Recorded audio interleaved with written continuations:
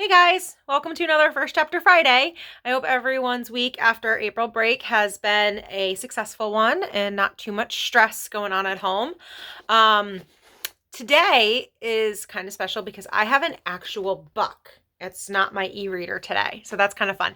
I just finished reading this book this week and it was really fantastic. It's a book that was recommended by Mrs. Sinatra, so thank you, Mrs. Sinatra. And it's called The Benefits of Being an Octopus. All right.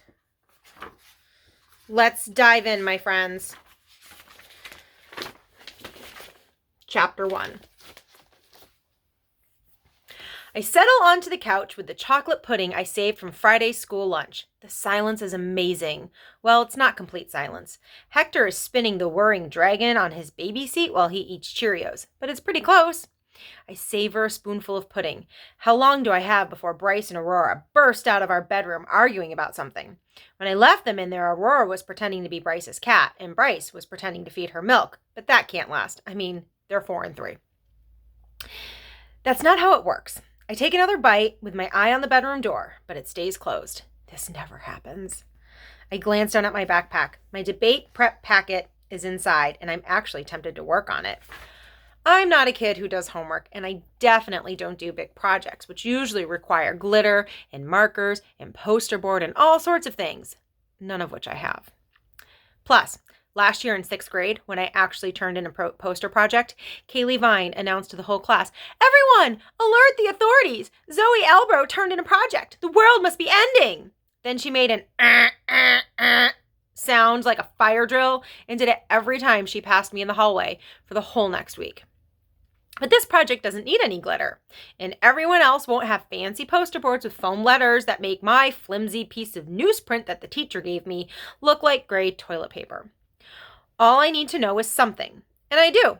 And maybe, just maybe, if I do this, if I can rock it, all the other kids will have their minds blown, and it'll be completely satisfying to watch. Who would have guessed, they'll say, that Zoe knew so much cool stuff? I had no idea. I thought I knew who she was, but clearly I didn't at all. Maybe Kaylee Vine will even stop holding her nose and switching seats on the bus to get away from me. I take out the debate prep packet and lean over the coffee table. Which animal is best? Support your selection with as many details as possible, including what it takes to survive in a variety of situations. Miss Rochambeau, the social studies teacher, says this debate will help us understand the debates that led up to the Civil War. And Mr. Peck, the science teacher, says it'll be a good assessment of all the work we've been doing about animals. And the thing is, I already know which animal is best. The octopus. When Bryce was a tantruming toddler and Aurora was a baby, we moved 4 times over the course of that year. But the one constant was this little TV DVD combo that we toted around with us, and an old DVD from the library free shelf, The Mysterious and Fascinating World of the Octopus. The DVD would send Bryce into an instant trance, and we watched it so often that I happily memorized every word of it. Then, last year, when I couldn't go on the 6th grade field trip to the aquarium in Boston, my mom kept forgetting to send in the payments. Mrs. Giddings, the guidance counselor, brought me back a book on octopuses. And actually, octopuses is correct. You don't have to say octopi if you don't want to. The book told me so. I find a pencil nub at the bottom of my backpack and start filling in the blanks with awesome things, like their ability to instantly camouflage themselves, which they're amazing at because they have these things called chromatophores. That word was in my book. So the color of their skin can change to match what's around them. They even have muscles that change their skin's texture. Of course, it means when they get mad or nervous, they turn red and pimply, but nothing's perfect, right? Miss Rochambeau will be surprised as everyone else when I stand up for the debate and use the word chromatophores. I settle deeper into the couch. If this were a regular Sunday, or really any day, Frank would be here watching TV, usually angry news guys. Frank is Lenny's dad, and Lenny is the owner of this trailer. Lenny is also my mom's boyfriend, and that's why we get to live here with the nice curtains and end tables that are perfectly aligned with the couch. Lenny even has an alphabetized DVD collection. He also has a recliner that Frank sits in like he's glued to. But today, Frank went out for a walk to check the tree damage from the recent snowstorm, and since Lenny and my mom are both at work, Hector and I get the main room of the trailer to ourselves. So even though Miss Rochambeau announced that we needed our completed packet to be a part of this debate, this time I can actually do it. This time, I don't have to be counted out. I'm 3 pages into the 4-page packet when Hector starts throwing Cheerios all over Lenny's nice carpet. I get them on the floor so I can pick them up. Those are for eating, not throwing, I tell him, but he keeps throwing them anyways. I remove his ammunition, so naturally he starts screaming. Then, since Hector's scream seems to work like a bat signal, Bryce and Aurora burst out of our bedroom door, trampling all the Cheerios in their path. Bryce is yelling about his imaginary bucket of doom. Aurora climbs into my lap and covers her ears. If I were an octopus, things would be so much easier. I would have 1 arm to wipe Aurora's nose, 2 more for holding both kids' hands when I pick them up from the Head Start bus stop to keep Bryce from wandering into the street after some rock he's spotted, 1 to hold Hector in his diaper bag on the afternoon so my mom works at the pizza pit, 1 to adjust my shirt because it doesn't really fit and it can get too revealing if I'm not paying attention, and I don't want to be that girl. 1 so I could do my homework at least some of the time if I wanted, 1 to pick up the Cheerios that are always on the floor, and at last 1 to swipe a can of Easy Cheese from the Cumberland Farms convenience store. Because little snowmen made out of Easy Cheese is the most magical things little kids have ever seen. And Easy Cheese letters on saltines is totally different than having to eat regular saltines. Aurora knew the letter A before she even turned 2, thanks to Easy Cheese letters. The main door opens and I hear Lenny stamping the snow off his boots in the hallway.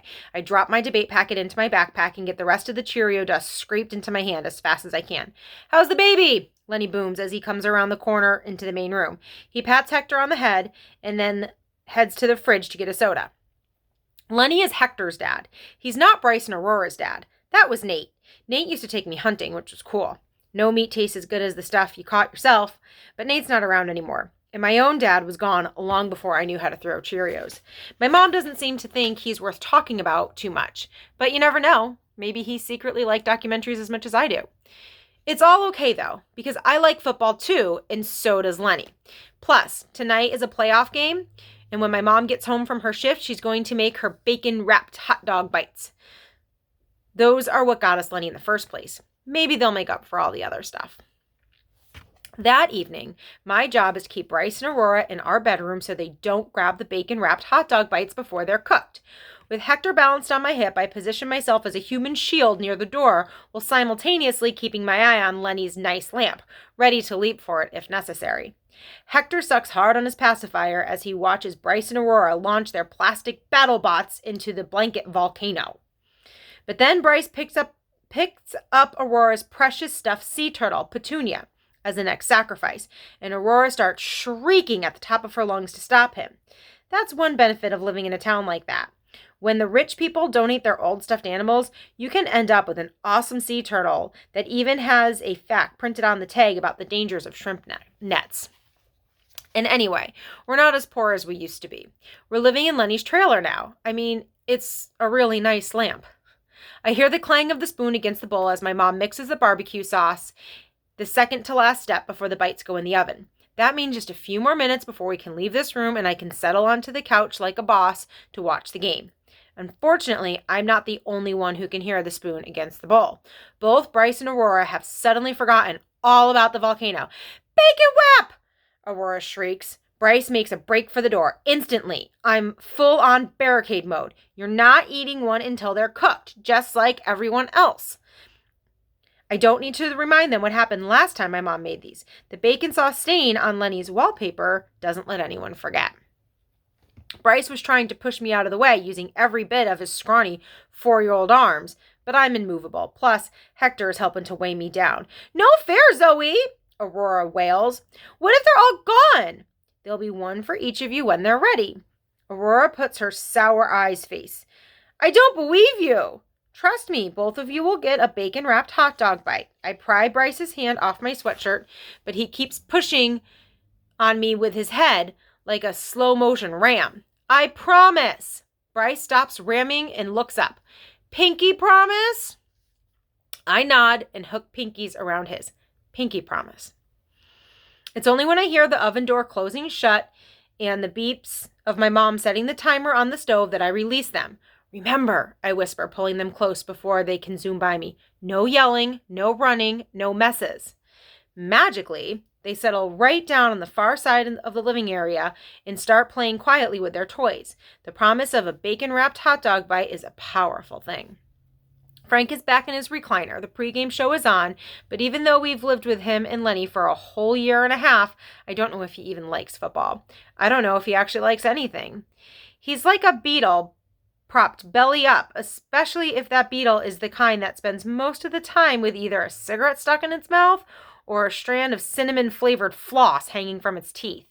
One's healthier than the other, but both are gross. I sidle up to my mom in the kitchen area, but she doesn't thank me for my heroic feat of keeping the kids from underfoot. She just takes Hector from me. He needs a bath, she says. I hear Lenny in the entryway coming from outside. He went out to check on his car an hour ago. I bet he ended up talking to everyone in the trailer park. Everyone knows Lenny, and everyone loves Lenny. He strides across the living area into the kitchen, the frigid July air still clinging to him. How's my pair of cuties? He says to my mom and Hector, his voice loud enough for him to still be talking to the neighbors. He takes Hector from her and bends down with him so they can peer over into the oven window. And look what's in there. You see how she wrapped up each hot dog bite real tight, Hector? They'll make sure the bite begins and ends with bacon. And they're going to come out nice and crispy because your mommy knows to take them out at the exact right time and add the extra barbecue sauce. My mom stops drying her hands to give a little laugh and a curtsy. Maybe making these will remind Lenny why he got together with her in the first place. She used to tell great jokes, too, ones that would have Lenny doubled over laughing at her impressions, but it's been a long time since she's told one. Once the coin toss starts the game, Lenny gives Hector back to my mom and settles onto the couch with his soda. He never drinks beer. And a giant tub of cheese puffs he gets from Walmart just for football games. I sit down next to him and he hands me the cheese puffs without a word. I like that, how it's just understood that I get to hold them. My mom disappears with Hector into the bathroom for his bath. But that's okay. Patriots games are my time with Lenny anyway. Not only do I get to hold the cheese puffs, but if there's some football rule I don't get, like knowing where the defender's hands can't be when a receiver is trying to catch the ball, then Lenny explains it.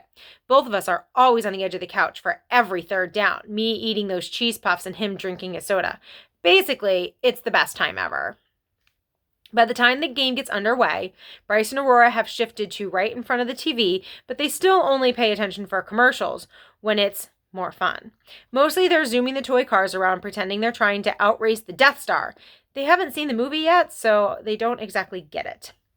Come on, defense, Lenny mutters. You got this. Let's get a sack right here, I say, leaning forward. Lenny nods and takes a swig of soda without taking his eyes off the screen. That's right, push him out of field goal range. Listen to Zoe. We watch as the Colts hike the football and our defensive linemen closing on the quarterback. The pockets closing around him, and then, oh, even better, it's a fumble. Yes, Lenny yells, pumping his fist in the air as the refs unpack the pile of players and signal that the Patriots now have possession. Lenny and I high-five, and then I lick the orange cheese dust off my fingers in celebration. This is how things are supposed to be. I've got a nice couch to sit on, which, thanks to Lenny, is perfectly centered in the room, cheese puffs to eat, and a great game to watch. At halftime, when no one's looking, I reach into my backpack for my debate packet and slip it into my front hoodie pocket. I'll finish it after the game. But when I look up, I realize that when I wasn't paying attention, Bryce and Aurora got so excited about a commercial, they started hurling car toys at the TV. Before I can stop them, Frank erupts from the depth of his recliner. Throw one more stupid car at my TV and I'll pound you into the ground. He keeps shouting, and it's like watching an ancient wrinkled mountain explode, revealing an interior that's straight up burning, swear-filled lava. Bryce and Aurora scream and run into our bedroom, tripping over each other as they go. They slam the door shut, and I hate myself. Because in the far back corner of my mind, a horrible part of me is glad that I can watch the rest of the game in peace. That's when the power goes out. Of course it does. Next to me, Lenny stands up and immediately trips over the coffee table. My mom bursts in from the bathroom, using her phone as a flashlight and carrying a soaking wet Hector on her hip. Lenny calls over to her. You got any guess why we're in the dark? But she doesn't say anything. She just heads for the oven and takes out the bacon-wrapped hot dog bites. I'm sorry. Hopefully they'll still be crispy. She props the foam flashlight under her chin, hefts Hector higher up on her hip, and transfers the hot dog bites onto a plate with a spatula. They smell amazing, like the pig is roasting on a spit right in the living room, dripping delicious grease all over the carpet. Lenny makes his way into the kitchen as my mom pours the rest of the barbecue sauce over the top of them. He pops one in his mouth and shakes his head. I've had better. I'm sorry, my mom stammers. I'm sorry you can't watch the rest of the game. Lenny takes the plate of hot dog bites and shrugs. I'll watch it at Sliders. And with that, Lenny and the plate are out the door, and I'm left sitting on the couch. No Lenny. No game. No bacon-wrapped hot dog bites. And I'd promised. The Benefits of Being an Octopus. It's a really fantastic story about what happens to Zoe and her family, and I strongly suggest you pick it up. We do have several copies in our school, but unfortunately, they're not available right now. But Amazon and the Libby app, you can definitely find this book, and if you choose to read it, let me know, because I would love to hear what you think. All right, guys, I hope you have a wonderful weekend, and once again, anything that I can do to help you out, reach out to me on Google Hangouts or Google Classroom, and we'll meet back here again next Friday with a new book. All right, bye guys. I miss you.